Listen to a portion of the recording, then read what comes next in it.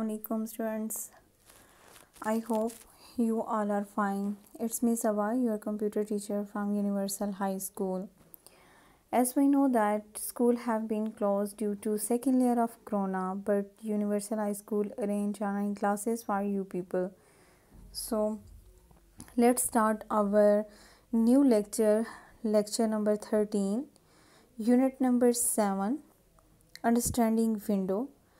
आज हम statement number 14 to 20 statement तक स्टडी करेंगे।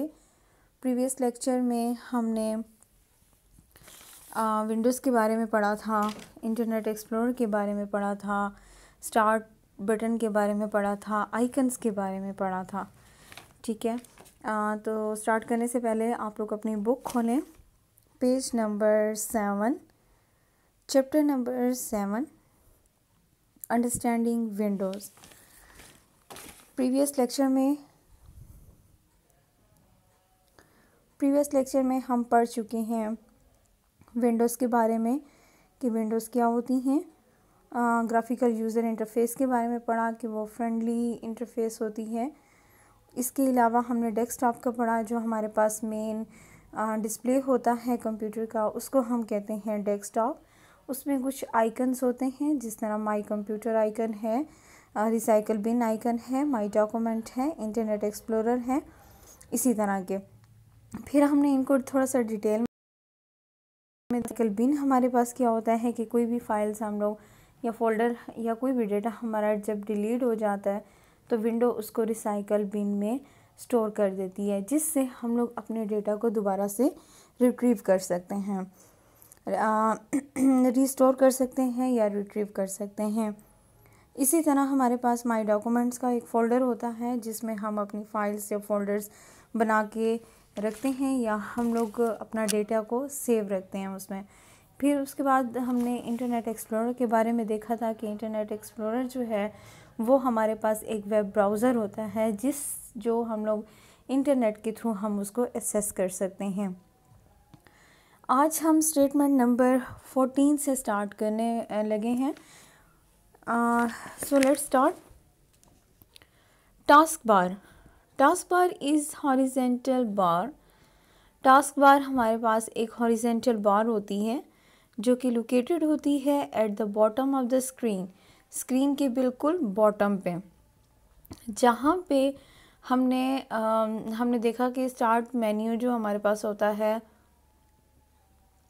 या स्टार्ट का बटन होता है तो वो बिल्कुल बॉटम पे होता है। ठीक है, इसी तरह टास्क बार जो है इसी को ही कहा जाता है, इसी के ऊपर जो है वो स्टार्ट का बटन लगा हुआ होता है। टास्क बार हमारे पास एक हॉरिजेंटल फॉर्म में होती है। हॉरिजेंटल फॉर्म आप ऐसे कहते हैं जिस तरह हम लोग एक लाइन को ड्रॉ करते हैं बिल्कुल नीचे नीचे। ठीक है, bottom of the screen. Task bar provide information and access to application that are being currently run by Windows। Task bar में आप देख सकते हो कुछ इंफॉर्मेशन आपको देता है, प्रोवाइड करता है इंफॉर्मेशन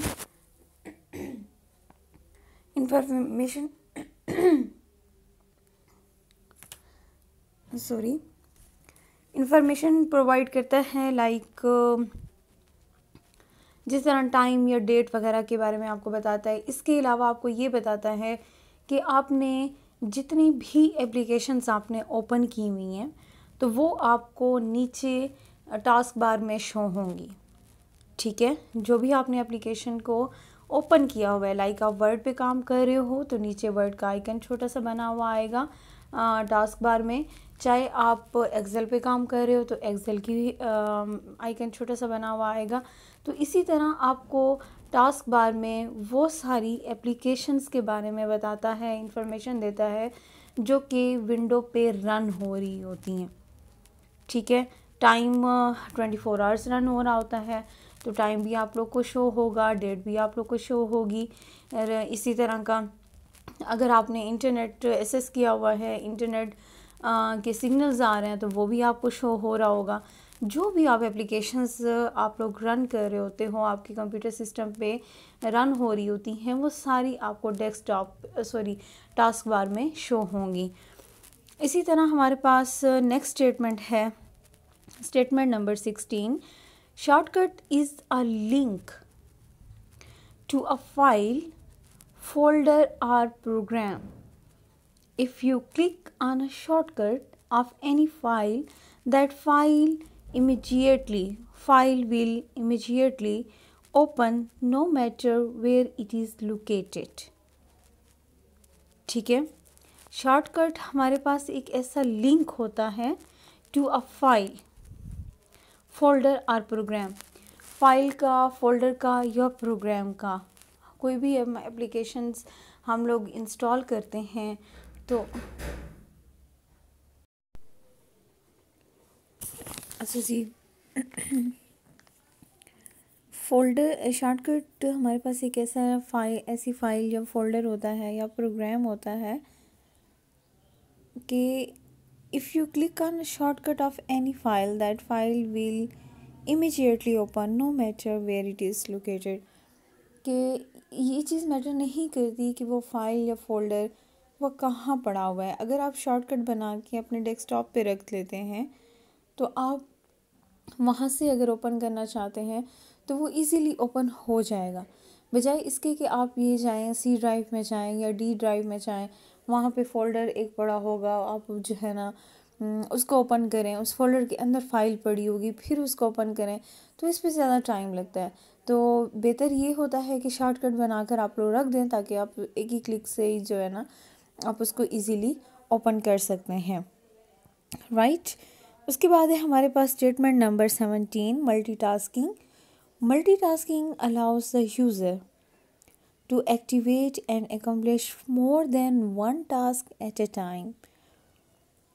मल्टीटास्किंग क्या होता है हमारे पास? मल्टीटास्किंग एक अलाउ करता है यूज़र को कि वो एक टाइम में बहुत ज़्यादा एक टाइम में मुख्तलिफ़ काम इकट्ठे कर सकता है। इसकी मैं आपको एग्जांपल दूँ। फॉर एग्ज़ाम्पल, आप वर्ड पे काम कर रहे हो, आपने वर्ड की फ़ाइल ओपन की हुई है, आप साथ इंटरनेट एक्सप्लोरर आपने ओपन किया हुआ है, साथ आप गूगल से सर्च कर रहे हो, साथ आपने जो है ना वो यूट्यूब खोली हुई है, आप साथ लेक्चर देख रहे हो। मतलब एक टाइम में आप बहुत सारे मल्टीटास्किंग काम जो है आप कर रहे हो, तो ये आपको अलाउ करता है, ठीक है। विंडोज़ आपको अलाउ करती हैं कि आप एक टाइम में मल्टीटास्किंग काम कर सकते हैं, ठीक है।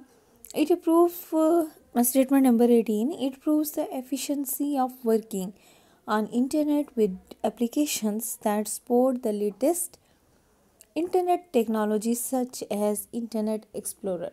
अब इंटरनेट एक्सप्लोरर पे देख लें कि आप कोई एक वेबसाइट खोलते हैं या किसी भी टॉपिक के बारे में सर्च करते हैं तो उसकी डिफरेंट वेबसाइट्स जो हैं वो ओपन होती हैं। विकिपीडिया होती है, दूसरे इनके रिसर्च पेपर्स होते हैं, यूट्यूब की वीडियोस वहाँ पे मौजूद होती हैं। मतलब एक टॉपिक की आपको हज़ारों वहाँ पे वेबसाइट्स या लिंक आपको मिल सकते हैं।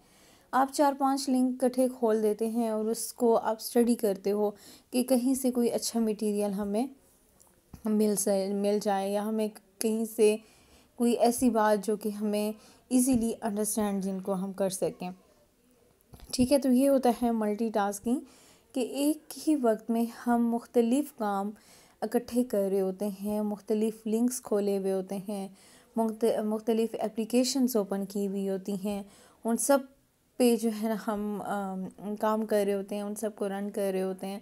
तो ये होता है मल्टीटास्किंग, ठीक है। Statement number 19, folders are use to organise the data store on your drive. Folders क्या होते हैं? फ़ोल्डर्स हम क्यों बनाते हैं? फ़ोल्डर्स हम इसलिए बनाते हैं कि हमारा जो डेटा पड़ा होता है वो ऑर्गेनाइज फॉर्म में हो। हम क्या करते हैं कि फॉर एग्ज़ाम्पल मैं स्टूडेंट्स का डेटा रखती हूँ, स्टूडेंट्स का डेटा मैं कहती हूँ कि ये मेरे फ़ोल्डर ए में है, ठीक है। क्लास 6 का डेटा, उनके स्टूडेंट्स का डेटा रखती हूँ, वो उसका नाम मैंने फ़ोल्डर का दे दिया क्लास 6, ठीक है। क्लास 7 के स्टूडेंट्स का डेटा जो है ना मैंने एक दूसरे फ़ोल्डर में रख दिया जिसका मैंने नाम दिया क्लास 7, तो इस तरह मुझे आसानी हो जाएगी, मेरा डेटा सारा ऑर्गेनाइज्ड फॉर्म में पड़ा होगा। क्लास 6 का अलग पड़ा होगा, क्लास 7 का अलग पड़ा होगा, क्लास 8 का अलग पड़ा होगा। ठीक है, तो फोल्डर्स हम लोग इसलिए बनाते हैं कि हमारा जो डेटा है वो ऑर्गेनाइज्ड फॉर्म में रहे। ठीक है। If the use is not sure how to perform a task, window provide online help to accomplish the particular task. अगर आपको किसी चीज़ की समझ नहीं आ रही होती कि हमने इस टास्क को कैसे परफॉर्म करना है, तो आपको ऑनलाइन हेल्प मिल सकती है। विंडोज़ आपको ऑनलाइन हेल्प देता है, जिससे आपको ये बताता है कि आपने इस टास्क को कैसे परफॉर्म करना है। ठीक है, जो कि बहुत हेल्पफुल होता है यूज़र के लिए। ये तो थी हमारी आज की स्टेटमेंट, जो कि 14 to 20 स्टेटमेंट हमने स्टडी की है। और टास्क बार के बारे में पढ़ा, शॉर्टकट के बारे में पढ़ा, मल्टीटास्किंग के बारे में पढ़ा और फोल्डर्स के बारे में पढ़ा। राइट, अब आप आ जाएं क्वेश्चन आंसर्स के। क्वेश्चन आंसर में फर्स्ट क्वेश्चन है, what is task bar. Task bar क्या होता है? The statement number 14 and 15. Taskbar is a horizontal bar located at the bottom of the screen. Taskbar provides information and access to applications that are being currently run by Windows. Clear? Second question is, define a shortcut.